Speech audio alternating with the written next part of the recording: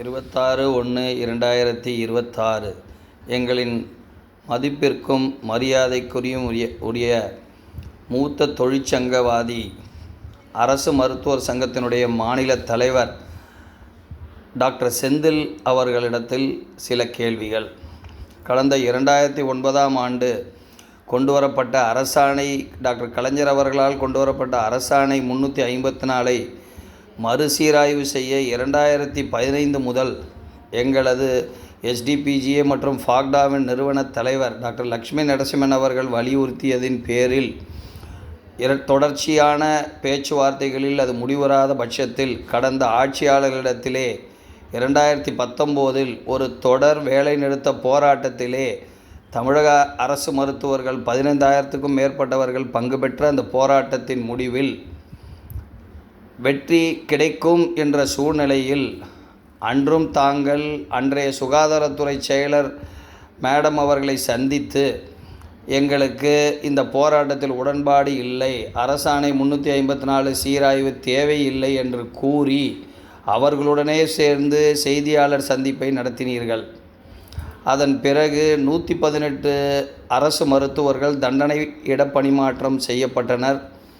அதையும் தாண்டி தொடர்ச்சியாக டாக்டர் கலைஞர் அவர்களின் அரசாணை 354 சீராய்வின் மூலம் சமூக நீதி காக்கப்படும், தமிழக அரசு மருத்துவருடைய உரிமைகள் காக்கப்படும் என ஃபாக்டா போராடி வருகின்ற இந்த சூழ்நிலையில் கடைசியாக 19/1/2026 அன்று தலைமைச் செயலகத்திலே நிதித்துறையுடன் நடந்த பேச்சுவார்த்தையின் போது தாங்களே மனமுவந்து PHC அலவன்ஸ் 3000, அதேபோல் உயர் படிப்பு படித்த CCS பே பேண்ட் 4 வாங்கிய மருத்துவர்களுக்கு மீண்டும் நீங்கள் ஒரு ஸ்பெஷல் இன்க்ரிமெண்ட்டும் அதேபோல் டைம் பவுண்ட் ப்ரமோஷனும் வேண்டும் என்ற கோரிக்கை வைத்தபொழுது இந்த மொத்த அரசு மருத்துவர்களும் சந்தோஷப்பட்டார்கள்.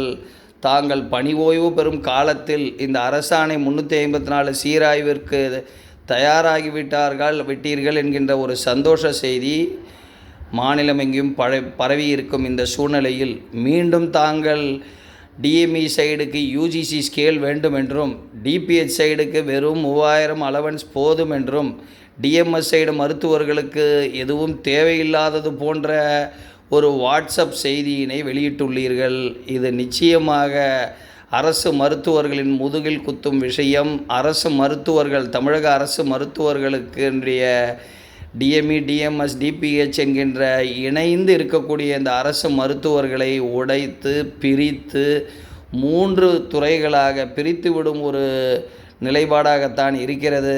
ஆதலால் தாங்கள் மீண்டும் இந்த அரசாணை 354 சீராய்வுக்கு தாங்களும் வர வேண்டும், இந்த அரசு மருத்துவர்களுக்கான இந்த உரிமையை பெற்றுத்தர வேண்டும் என கேட்டுக்கொள்கின்றேன். நான் டாக்டர் சாமிநாதன், மாநில தலைவர், அரசு மருத்துவர்கள் மற்றும் பட்டமேற்படிப்பு மருத்துவர் சங்கம் SDPGA, மாநில ஒருங்கிணைப்பாளர் ஃபாக்டா.